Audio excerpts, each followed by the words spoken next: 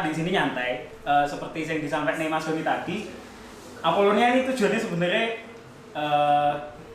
kita pengen teman-teman ada yang ada di Nganjuk, entah mahasiswa, entah SMA, siapapun itu punya akses untuk belajar sesuatu yang sekarang kebanyakan hanya ada di kota, kayak Surabaya, kayak Jakarta, kayak materi-materi UI UX, terus engineer, game developer, project manager itu di Nganjuk belum ada yang untuk aksesnya kayak gitu. Nah, tujuan Apolonia sebenarnya itu mau nambah dikit. Nantinya teman-teman bisa follow, terus bisa mengikuti semua workshop yang ada dan itu gratis juga. Temanya apapun. Jadi bayangkan kalian bisa belajar apapun di sini. Kalian bisa dapat perspektif baru di sini. Kayak gitu sih intinya. Oke, jadi langsung kita mulai aja di materi yang pertama. Di sesi pertama ini saya akan sharing bagaimana untuk menjadi UI UX designer. Mungkin ada yang udah tahu UI UX itu ngapain, terus kerjaannya ngapain sih? Udah ada yang tahu? Belum? Bener-bener ini pertama kali tahu atau sebelumnya udah denger kayak gitu? Udah pernah dengar. Oke, sip. Oke, kita next. Oke, nah sebelumnya perkenalkan, ini nama saya Kresna Diwiana. Udah kerja di bidang ini dari 2014. Kita lanjut.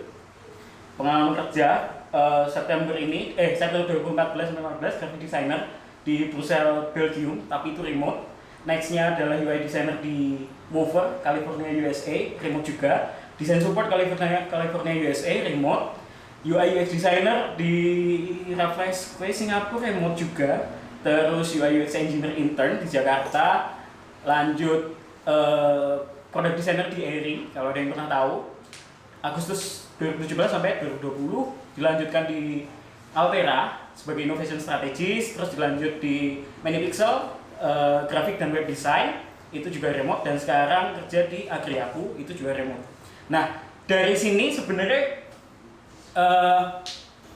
aku pengen sharing bahwa UI UX designer itu pekerjaan di mana kalian sangat memungkinkan untuk bisa kerja di manapun. Jadi nggak harus datang ke kantor, kalian bisa kerja di tempat rumah kalian, di kafe atau apapun. Yang penting pokoknya ada internet, itu aja. Jadi bagi teman-teman yang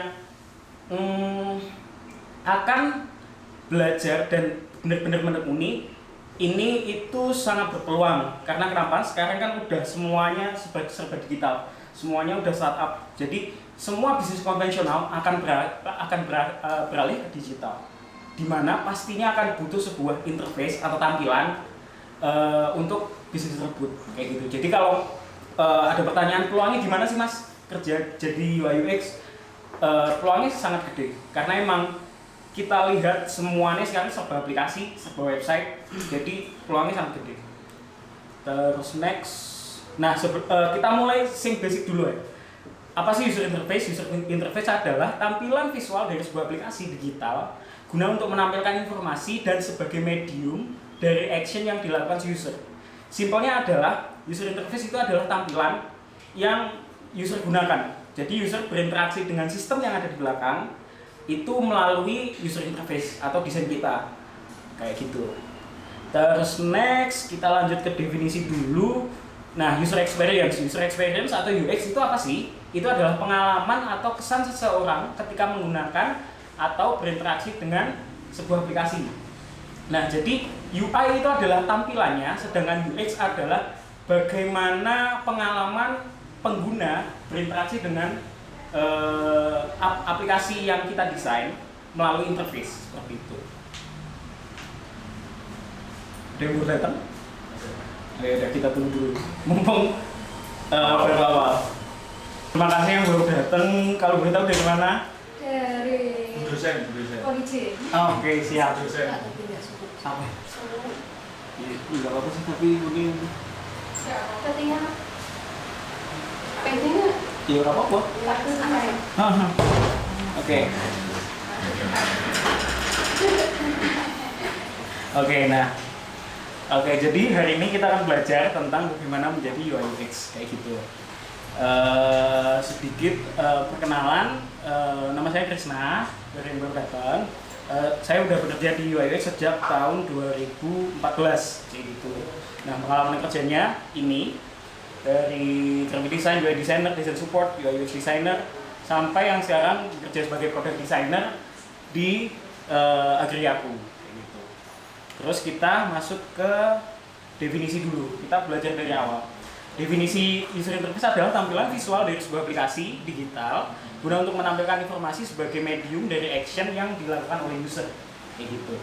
Jadi simpelnya adalah user interface adalah tampilan yang kita lihat ketika kita menggunakan aplikasi. Terus nextnya ada user experience. Ini adalah kita baca dulu pengertiannya. Pengalaman atau kesan seseorang ketika menggunakan atau berinteraksi dengan sebuah aplikasi kayak gitu. Jadi UX ini adalah lebih ke bagaimana sih kita merancang interface agar mudah digunakan dan user nggak bingung. Simpelnya kayak gitu.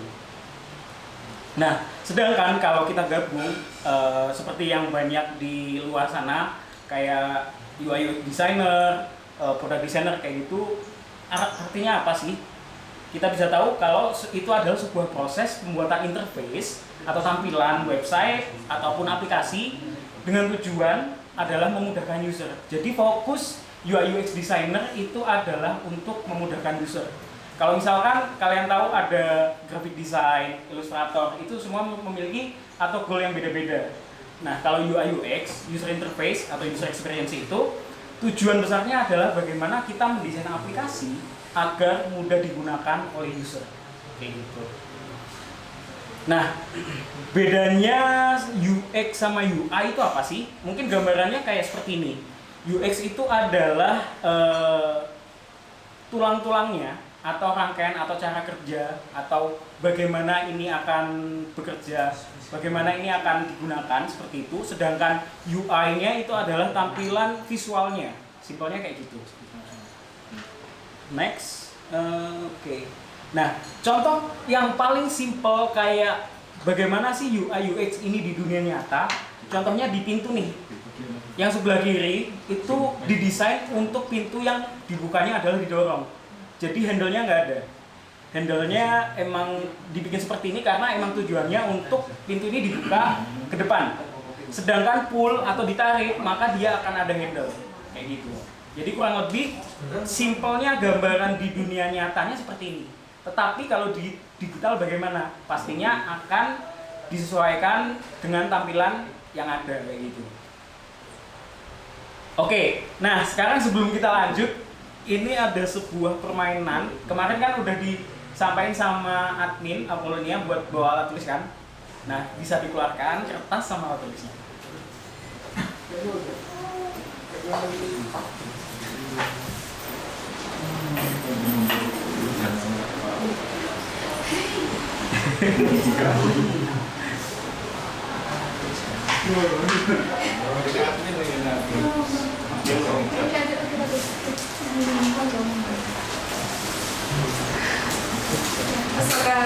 Iya, peserta termuda. UI UX sejak dini. Oke, alat tulisnya udah siap kan? Oke, permainan kali ini sebenarnya simple. Yaitu adalah saya minta tolong kepada peserta di sini untuk menggambarkan sepeda yang paling nyaman. Silahkan digambar, silahkan dirancang. Nanti misalkan argumennya adalah saya bikin ini karena ini, itu silahkan. Jadi tugasnya adalah simple, gambar sepeda yang paling nyaman, itu aja. Bukan tentang bagus-bagus atau bisa gambar atau enggak, bukan itu. Silahkan digambar aja. Karena personally saya juga nggak bisa gambar. Kayak gambar di tangan, handwriting kayak gitu nggak bisa. Jadi tidak ada masalah dengan gambar teman-teman. Waktunya saya kasih 5 menit. Oke, silahkan. Waktu dan tempat dipersilahkan. Oke, udah selesai ya. Nah, sekarang saya minta tolong teman-teman buat dijelaskan. Jadi nanti di situ aja kayak ditunjukin ke teman-teman lain. Kenapa menurut teman-teman ini adalah sepeda paling nyaman? Oke, mulai siapa dulu? Atau saya tunjuk nih, urut dari sini deh. Nggak apa-apa. Santai aja. Jangan keluar dulu ya. Dijelaskan ya. Di sini tidak ada fitur tambahan, sangat simpel seperti fungsinya, seperti yang ada pada umumnya gitu. Oke. Ini ada yang kurang lebih. Nggak apa-apa.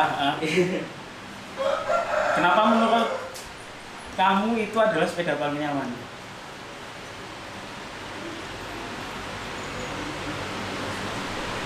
Karena Atau mungkin jarak antar rodanya lebih dekat atau lebih jauh? Kan yang mendesain kamu.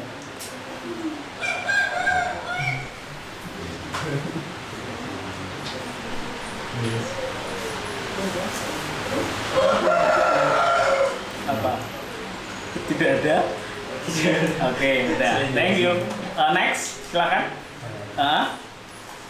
Ini sebenarnya sepeda perempuan. Saya bikin ini karena yang pertama untuk depannya kan ada keranjangnya, itu bisa untuk menaruh barang. Terus bawahnya ini nggak seperti sepeda Jawa kan biasanya ada palangnya gitu kan. Kalau ini lebih mudah dinaiki. Oke. Ya. Oke, sip. Thank you. Selanjutnya, silahkan. Bisa bagus yang tepat. Gimana? Bisa bonceng tepat. Oke, bonceng depan. Kenapa dibikin kayak gitu? Biar bisa mau sama teman atau teman siapa gitu. Oke. Oke, siap. Silahkan selanjutnya. Iya. Iya. Ini sepedanya sebenarnya sepeda perempuan ya. Karena saya ibu-ibu beranak 2, jadi di sini ada boncengan depan untuk adiknya nanti, terus ini untuk kakaknya. Jangan lupa ada sendennya, sendennya. nyaman. Lalu di sini ada keranjangnya untuk menaruh barang belanjaan. Lalu di sini ada lampunya. Kalau misalnya ketika malam hari, tidak lupa ada belnya ya. Maksudnya lampunya ini saya kasih depan belakang. Oke. Siap, thank you. Selanjutnya, Menurut saya gambar ini simpel dan mudah untuk dikendarai untuk seorang laki-laki dan juga bisa cepat nanti kalau balapan. ya. Oke, siap. Selanjutnya silakan. Saya. Iya. Saya sebenarnya nggak terlalu bisa gambar ya, cuman kalau Idenya aja gimana? ya idenya saya mungkin kalau sepeda yang paling nyaman itu yang proporsional sesuai dengan yang mau dibuat tadi. Misalnya kalau saya yang penting ada rodanya ya mas. Iya, betul. Ada rodanya, Betul. ada stangnya. Betul. Terus mungkin dudukannya juga gitu sih. Oke, siap. Thank you. Selanjutnya, saya, kalau saya ini kan gimana ya? Sepedanya kan apa ya? Apa jenisnya mas? Lari ya? Itu stang. Stang. Ya, stangnya saya bikin straight. Oke. Ya, mencoba tim mainstream mas. Kan Oh, di siap. stang kan lurus gitu aja kan, nggak beres sedikit. Ya. Terus kan di sini kan bahannya depannya gak gede ya mas.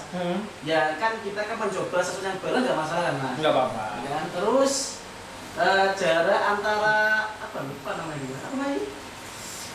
Ring. Nggak harus ini mas. Apa? Ini gear sama ke belakangnya dekat gitu kan. Ya kita nggak tahu kan, nggak tahu seberapa efisiennya kan. Namanya sudah bereksperimen kan. Dan apa? Ban belakang itu lebih kecil daripada ban depan.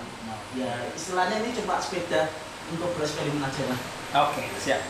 Terima kasih. Selanjutnya, Kalau menurut saya, ini gambar saya sebenarnya sepeda laki-laki biasa, tapi yang membuat yang menurut saya nyaman itu sadelnya itu setara dengan stangnya. oke. Itu aja. Oke, siap. Selanjutnya, Punya saya gak beda ternyata.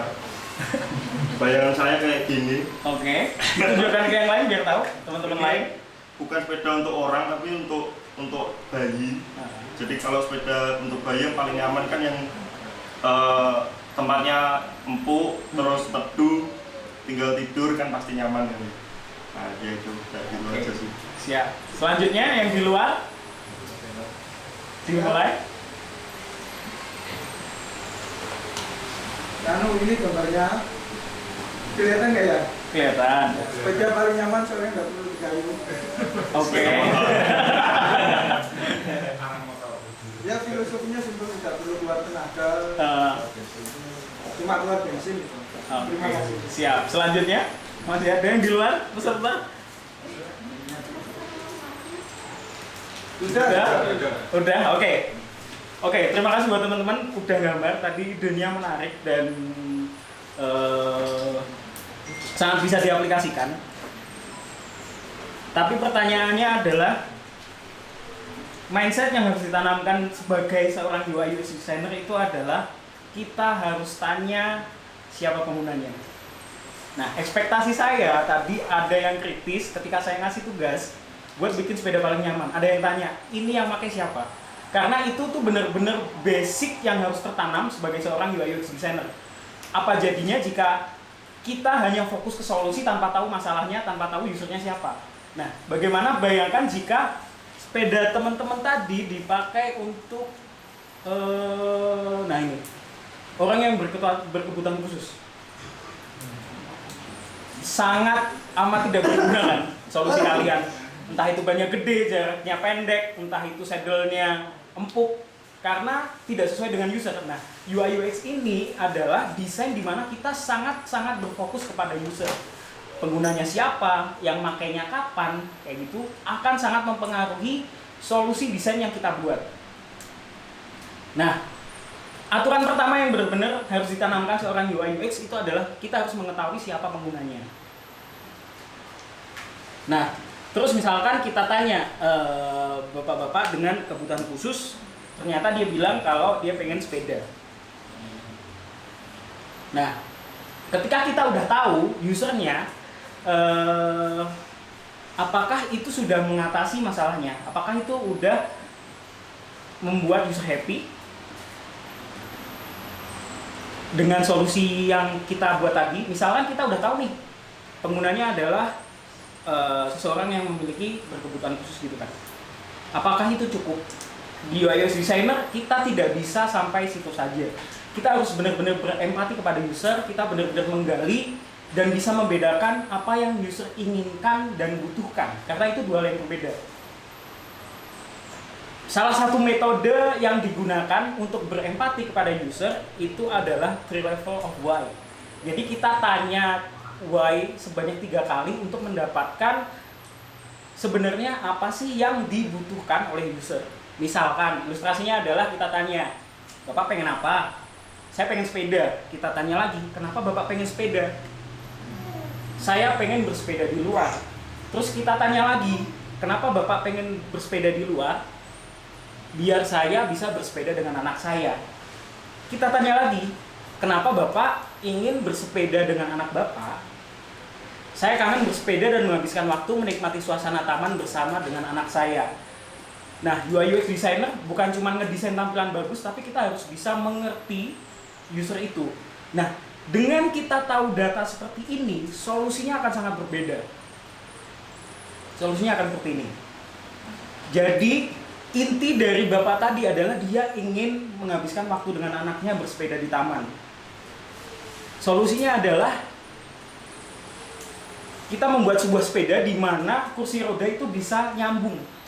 Kan kalau keinginan Bapak tadi dia ingin bersepeda, tapi setelah kita gali ternyata keinginan yang sebenarnya adalah dia ingin menghabiskan waktu dengan anaknya di taman. Kalau mungkin kita stop sampai sini, kita akan buat sepeda di mana pengayuhnya ada di tangan. Karena kita tahu itu akan bisa digunakan oleh orang yang berkebutuhan khusus. Tapi kalau kita gali lebih dalam, kita berempati lebih dalam kepada user, ternyata dia adalah pengen menghabiskan waktu dengan anaknya bersepeda di taman, maka solusinya akan sangat-sangat berbeda. Seperti gambar yang ini saya jelaskan tadi. Jadi apakah keinginan user tadi terpenuhi? Iya. Apakah user bahagia? Iya. Jadi UI UX designer itu bukan cuman ngedesain tampilan bagus, tapi kita juga harus berempati ke user. kayak gitu. Nah, kalau tadi kan kita berangkat dari user dulu nih dengan solusi sepeda tadi. Kalau kita balik seperti ini, ada yang bisa menebak kiri ini untuk user yang bagaimana, kanan untuk user yang bagaimana? Kiri buat anak muda ya Mas ya. Yang kena alasannya? Alasannya kan gimana ya? Ya apa ya? Mungkin sih. Apa ya? Bentar Mas. Kiri itu alasannya masih mudah untuk diakses mungkin Mas ya. Oke. Yang kanan tuh cocok untuk orang tua. Kalau orang tua kan nggak mau ikut kan. Oke. Jadi saya. Siap. Mungkin ada pendapat lain? Kenapa kiri ini untuk siapa dan kenapa? Kanan ini untuk siapa dan kenapa? Ada yang mau berpendapat? Silahkan.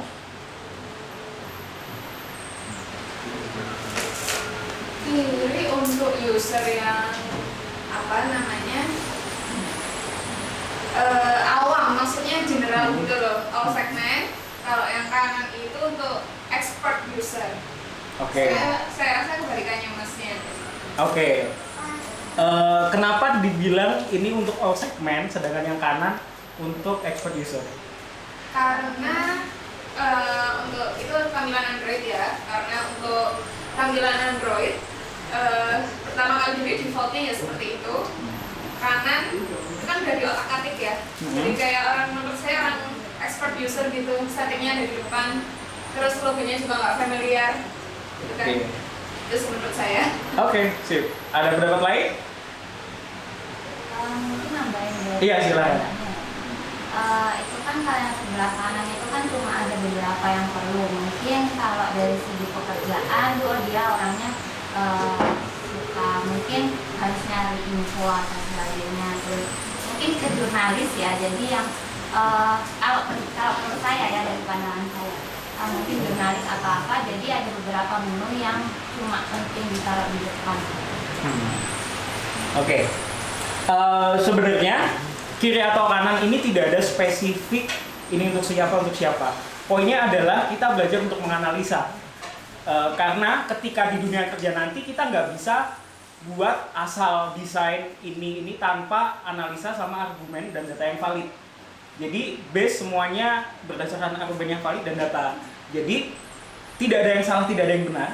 Jadi semuanya sesuai dengan analisa teman-teman. Kalau tadi kan ada yang berpendapat bahwa yang kanan ini buat expert atau buat jurnalis karena ada menu yang benar-benar spesifik, itu bisa. Kalau kita point of view-nya secara interface juga bisa, bahwa kiri adalah untuk general, yang kanan untuk user yang tua. Karena tag areanya lebih gede, kejelasan informasinya juga lebih jelas daripada kiri, akan lebih susah dibaca. Khususnya misalkan penglihatannya sudah berkurang kayak gitu. Semuanya tidak ada yang salah, tidak ada yang benar. Jadi tergantung argumen dari teman-teman kayak gitu. Nah, sekarang kita masuk proses pembuatan UI UX gimana sih? Ini adalah salah satu metode untuk pembuatan UI UX. Ada 5. Yang pertama, empathize, itu berempati kayak tadi. Bagaimana prosesnya berempati yang saya contohkan yang tadi sepeda, yang untuk kebutuhan khusus, itu adalah proses empati. Kita mengetahui dan menggali serta membedakan antara kebutuhan user sama keinginan user. Terus kedua adalah define, kita mendefinisikan dari empati tadi. Kita kan udah tahu tuh data-datanya. Oh, ternyata bapak tadi tuh sebenarnya cuman pengen bersepeda keluar dengan anaknya. Entah itu entah itu dia ngayuh atau enggak, itu hal lain kayak gitu. Terus kita define menjadi solusi, yaitu sepeda yang bisa ditambahkan sama kursi rodanya tadi, ditempelkan kayak gitu. Selanjutnya ideate, ini adalah proses. Kalau di UI adalah pembuatan interface-nya atau kita mendesain. Prototype adalah proses di mana kita membuat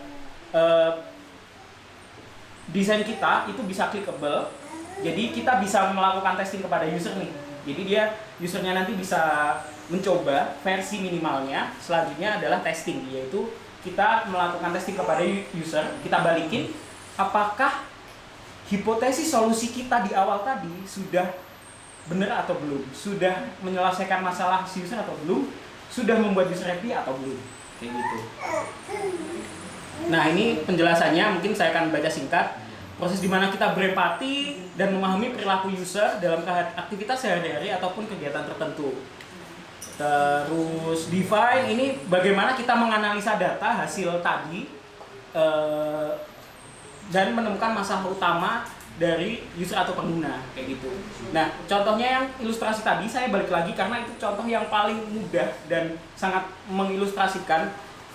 Di sini kita ketika proses define kita menemukan bahwa masalah utamanya bukan bapak-bapak tadi pengen bersepeda, tapi lebih ke menghabiskan waktu, kayak gitu.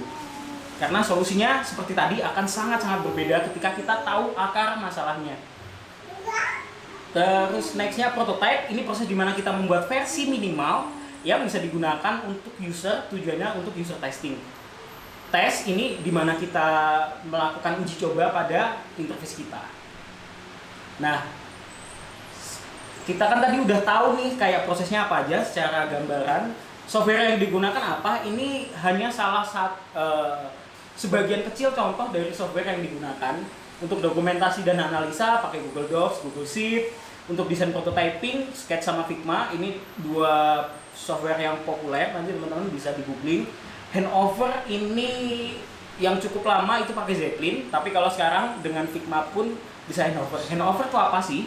Jadi handover itu adalah, kan kita membuat desain itu sebuah tampilan di Figma, udah kita desain, cuman itu kan masih belum di develop sama teman-teman engineer. Di sini banyak engineer juga kebetulan.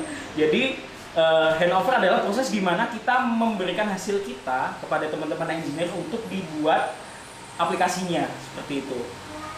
Terus online testing ini ada Maze sama Hotjar, kayak gitu. Nah, terus kita masuk di jenis-jenis interface. Ada 3, low fidelity, medium fidelity, sama high fidelity.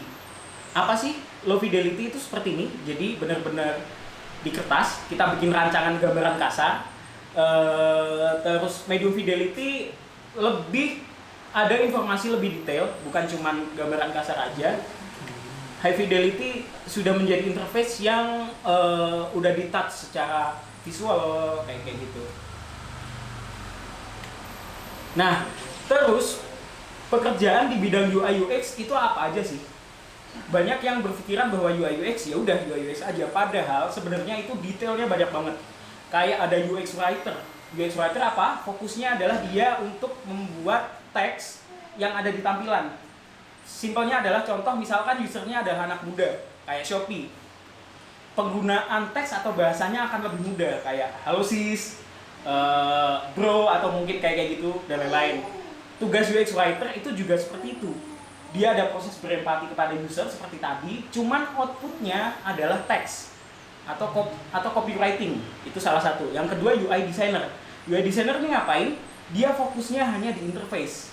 Semuanya proses sama, dimulai dengan berempati dan menggali akarnya. Output dari UI designer itu adalah tampilan interface. Kayak contoh seperti ini tadi. Ini tuh output dari user interface. Sedangkan teks yang ada di sini itu adalah output dari UX writer, kayak gitu. Terus ada lagi UX engineer sama UX engineer ini, kalau yang saya ketahui dan saya pernah bekerja dengan teman saya UX engineer, dia fokusnya itu untuk prototyping. Jadi UI designer membuat interface, UX engineer ini membuat versi yang sudah di code. Tapi versi simple, belum terhubung sama backend atau data-data lain yang tujuannya adalah untuk kita lakukan testing kepada user, kayak gitu. Nextnya adalah interaction design. Interaction design ini hanya fokus di interaksi ketika user memakai aplikasi. Contoh simpelnya, kalau teman-teman sering pakai Gojek dan GoFood, ketika teman-teman nge-like makanan tertentu, di situ kan ada animate-nya. Nah, hal-hal simpel kayak gitu, kayak gestur, terus interaction, terus transisi antar screen, itu dikerjakan oleh seorang interaction designer. Terus selanjutnya ada UX research. Ini fokusnya lebih ke research pada proses yang awal nih, empathy sama define kayak tadi. Jadi yang dilakukan adalah dia ngobrol sama user, dia turun ke ketemu user, Kayak gitu, kayak contohnya kemarin saya baru balik dari Purwakarta untuk agenda, kan saya bekerja di Agriaku, di mana itu adalah aplikasi untuk toko tani. Nah, salah satu partnya adalah UX research, yaitu kita melakukan research, benar-benar datang ke petani, ke toko tani, kita ngobrol, kita tanya-tanya untuk menggali data-data tadi. Kayak contohnya ketika sampel yang sepeda tadi, itu UX research tuh fokusnya di situ. Jadi dia hanya melakukan riset, mengolah data yang nanti datanya akan diserahkan ke user interface untuk dibuat interface-nya. Nah, jadi UI UX ini bukan cuma kita ngedesain aplikasi ataupun ngedesain web, di real pekerjaannya itu sangat detail dan banyak. Ini salah 5 contohnya: UX writer, UI designer, UX engineer, interaction designer, sama UX research. Nah, mungkin dari sini ada pertanyaan dulu dari materi-materi yang sudah saya sampaikan. Anything? Tidak ada? Lanjut? Mas, boleh, silahkan. kalau di satu perusahaan itu apa pasti ada 5 ini atau mungkin ada 1 orang yang ngerjakan kadang malah 5-5-nya gitu? Oke, itu pertanyaan bagus. Ini tuh adalah kondisi ideal di mana perusahaannya dia udah stable, dia udah gede, itu mereka akan lebih banyak posisi-posisi yang spesifik. Tapi untuk yang mungkin startup masih baru itu kebanyakan jadi satu. Kayak misalkan di Agriaku, tempat saya bekerja sekarang, itu title-nya bukan UI UX, bukan UI designer, UX engineer, atau UX research, tapi product design. Dan itu mencangkup UI designer sama UX research. Jadi 2 itu. Jadi kita juga melakukan research, turun kepada user, ngobrol, cari tahu, sama kita membuat interface desainnya juga. Nah, cuman kalau untuk perusahaan yang benar-benar udah gede, kayak let's say Shopify ataupun Google, mereka akan lebih spesifik jobnya. Ada pertanyaan lagi? Silahkan Mas, yang di belakang. Soal decision making-nya, apakah seperti, mohon maaf, misalnya seperti editing video, biasanya kan ketemu kliennya kan di akhir, revisi 2 kali. Nah, dalam proses ini bagaimana decision making? Oke, dalam satu proses pembuatan aplikasi gitu ya, decision makingnya itu kalau yang di company saya itu based on gabungan antara kebutuhan user sama bisnis. Jadi tidak ada decision yang dari atas ke bawah. Contohnya adalah semua orang bisa berinisiasi atau ngasih ide tentang solusinya. Entah itu dia VP, entah itu dia product designer biasa, engineer, itu bisa membuat solusi. Jadi kalau pertanyaan decision-nya di siapa, itu dibalikin ke data. Apakah ini benar-benar bermanfaat oleh user dan bisa memberikan kemudahan oleh user? Itu kita validasi dengan user testing atau usability. Apakah ini sesuai dengan bisnis dari company? Itu bisa dicari datanya juga. Jadi decision-nya bukan di salah satu spesifik orang, tapi by data ini tadi. Problemnya kan internal eksternal, artinya kan ada user. Apakah user juga punya kapasitas untuk menentukan? Enggak, kalau user tidak ada kapasitas menentukan. Sorry, klien ya. Maksud saya kan ada vendor, dia penyedia jasa, ada pemakai jasa, produk jadi.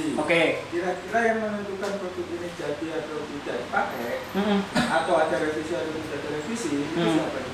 Kalau untuk case itu kan berarti kayak agensi gitu ya Mas? Kalau agensi decision-nya akan berbeda, karena kan itu hubungan kedua belah pihak. Aku pengen bikin ini, tolong jadiin, sesimpel itu aja kan. Kalau yang di sini itu adalah yang startup, kebanyakan startup sih, karena memang decision-nya itu dibalikin ke user lagi, dalam arti bukan user yang menentukan, tapi apakah ini benar-benar memudahkan user, bermanfaat oleh user, kayak gitu. Oke, ada pertanyaan lagi? Silahkan Mas. Yang itu Mas nyata itu kan tadi kita validasikan ke user di company. Nah, itu gimana kita mau memilih user mana yang mau kita mintai pendapat? Soalnya kalau kita kan banyak usernya tuh, dan kalau kita asal aja kan mesti kemana-mana tuh. Oke, siap. User yang tepat. Gitu. Oke, pertanyaan yang bagus. Karena jawabannya itu adalah akan tergantung fitur apa yang kita buat. Misalkan fitur baru. Jadi nanti kita akan bikin dataset di mana dengan dia punya kriteria yang beda. Contohnya e-commerce. Di situ kita nanti akan bikin dataset nih. Pertama, kategori 1, user yang contoh nih, numbersnya itu bisa tergantung tim data juga. User yang belanja sebulan lebih dari 10 kali. Itu kategori 1. Kategori 2 misal user yang udah daftar tapi nggak pernah belanja. Kategori 3, user lama yang dulu pernah belanja tapi dalam waktu tertentu dia udah tidak belanja lagi. Nah, dari sini itu akan menemukan pola tuh. Jadi dari user 1, user 2, user 3 itu akan menemukan pola. Jadi untuk menentukan usernya itu tergantung. Contohnya kayak kita mau ngembangin fitur baru. Fitur baru berarti targetnya adalah user yang lama. User yang lama. Targetnya adalah user yang lama. Karena kita mau introduce sesuatu yang baru. Tapi kalau misalkan kita improving dari aplikasi yang ada, itu bisa keduanya. Kayak gitu. Jadi semuanya tergantung pada tujuan projectnya dulu. Kayak gitu. Kurang lebih seperti itu sih. Oke. Ada pertanyaan lagi? Tanya lagi Mas. Silakan. Kalau soal misalkan entah itu website atau dari mobile, ukuran tombol, ukuran font, warna dan lain-lain itu sebenarnya terserah UI designer atau memang ada standar atau kita ngikutin maunya user gitu? User itu nggak tahu maunya. Dia maunya itu warna apa, ukurannya berapa, dia nggak tahu. Misalkan gini deh, sesimpel di Agri aku usernya adalah toko tani yang di desa-desa. Apa dia tahu buttonnya harus ukurannya berapa, warnanya apa? Nggak tahu kan? Mungkin berdasarkan user personanya, orang-orangnya kan orang-orang yang udah gaptek lah istilahnya. Nah mungkin kalau orang yang segmennya yang kurang terbiasa dengan HP, tombolnya dibesarin atau fontnya dibesarin, ada yang begitu atau enggak? Betul, solusinya seperti itu. Jadi dibalikin lagi, misalkan kita buat desain tampilan dengan fontnya ukuran 12, kita lakukan user testing kan, ternyata nggak kebaca, user bingung dan mungkin user malah nggak tahu kalau itu ternyata button. Dari situ kita punya data, terus kita bisa improve untuk menemukan ukuran yang optimal. Jadi tiap user itu berbeda. Simpelnya adalah, contohnya user Shopee sama Bukalapak beda banget. Bagaimana cara mengatur susunan layout, bagaimana cara pemilihan bahasa itu beda. Jadi tidak ada ketentuan ini harus berapa, ini harus berapa. Dibalikin lagi, usernya paham atau enggak, usernya mudah menggunakan atau enggak. Berarti memang awalnya tuh bebas UI desainernya, baru nanti validasi ke tes dulu gitu loh Mas. Betul. Pada akhirnya tetap dibalikin ke user. Apakah bisa digunakan, mudah atau enggak.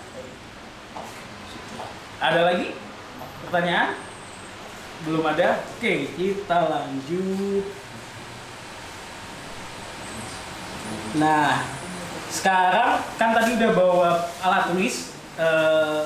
Kita akan coba bikin wireframe atau low fidelity untuk teman-teman, jadi nanti bisa gambar menurut teman-teman kayak gimana. Di situ ada informasi apa aja. Case-nya adalah buat wireframe aplikasi atau low fidelity tadi yang kayak contohnya kayak gini. Nah, cuma rancangan aja, blueprint untuk dimana user bisa membeli tanaman hias secara online.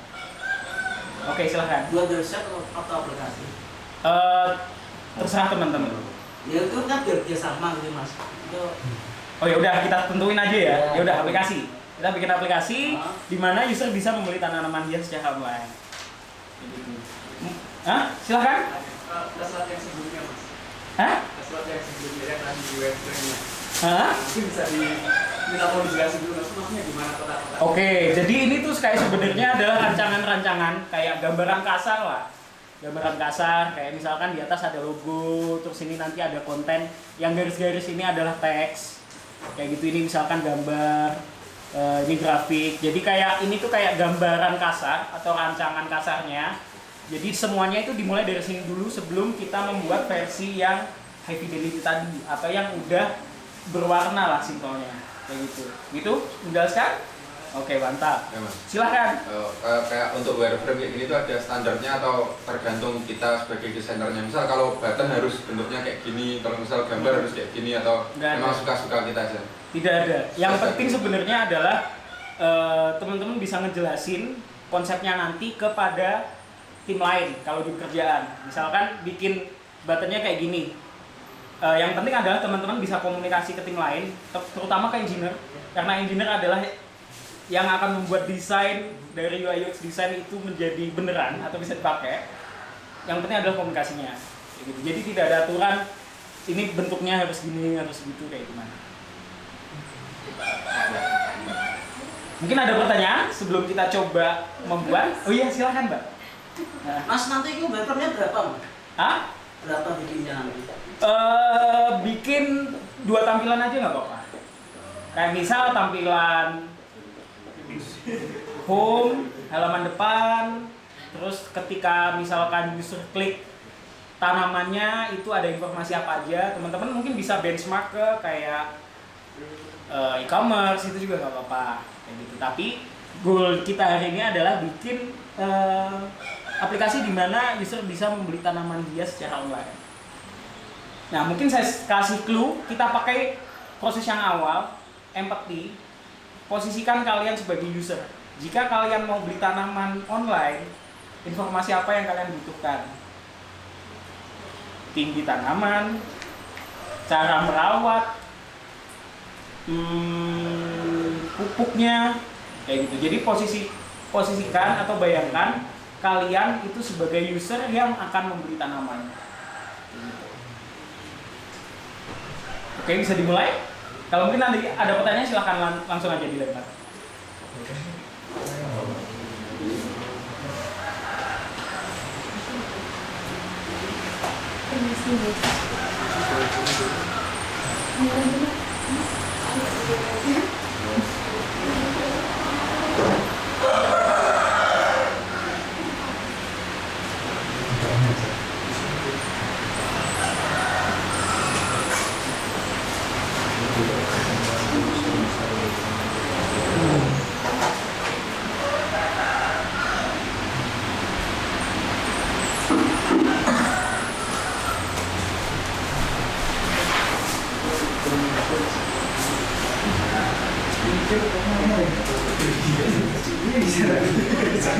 Terus kadang kayak Shopee ini jajan.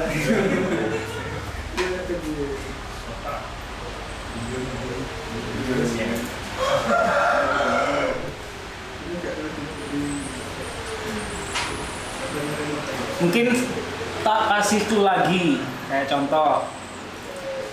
Misalkan saya pengen beli tanaman online, konsiderasi saya membeli adalah foto.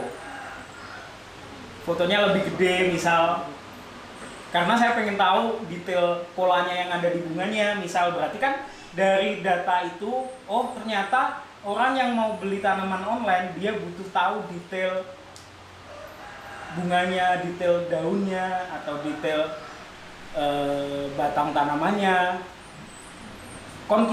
Implikasinya ke desain apa? Porsi foto itu bisa lebih gede. Nah, itu salah satu contohnya. Jadi kalian coba memposisikan diri kalian sebagai user, terus coba digali apa aja yang dibutuhkan. Kayak gitu. Kayak misalkan pengirimannya berapa lama, itu juga bisa sebagai, ataupun mungkin saya pengen beli, kan bisa aja berpikir saya pengen beli tanaman untuk rumah saya tapi yang warnanya orange, tapi saya nggak tahu jenis tanamannya apa. Solusinya adalah kita bisa membuat filter. Kan misalkan kalian belanja di e-commerce, pernah kan pakai filter? Kayak filter berdasarkan harga, berdasarkan lokasi. Nah, dengan pendekatan tadi kan kita bisa membuat filter berdasarkan warna. Nah, itu salah satu contoh pendekatan pembuatan UI itu seperti itu. Yang udah bikin bisa dikasihkan ke saya. Kita akan coba live version gimana merubah wireframe itu tadi menjadi desain yang high fidelity. Ada yang mau ngasih. Oh iya udah. Oke, silakan. Oke, bisa ditunjukin hasilnya. Oke, nggak apa-apa, nggak usah malu-malu, nggak ada yang benar salah. Oke, siap. Ada lagi yang mau nunjukin? Nggak ada. Oke, itu coba masnya sini. Kak foto dulu. Aku tutup aja sekalian biar azan. Mungkin dari saya sekian. Terima kasih buat waktunya. Nanti bisa follow lagi, akan banyak lagi pemateri lain dari front end, back end, game developer dan lain-lain, dan akan ada series lebih detail lagi tentang UI karena ini tadi masih pengenalan. Mungkin cukup saja sekian. Nanti kita bisa lanjut istirahat. Mungkin kalau mau tanya-tanya ngobrol silahkan. Terima kasih. Assalamualaikum warahmatullahi wabarakatuh. Waalaikumsalam.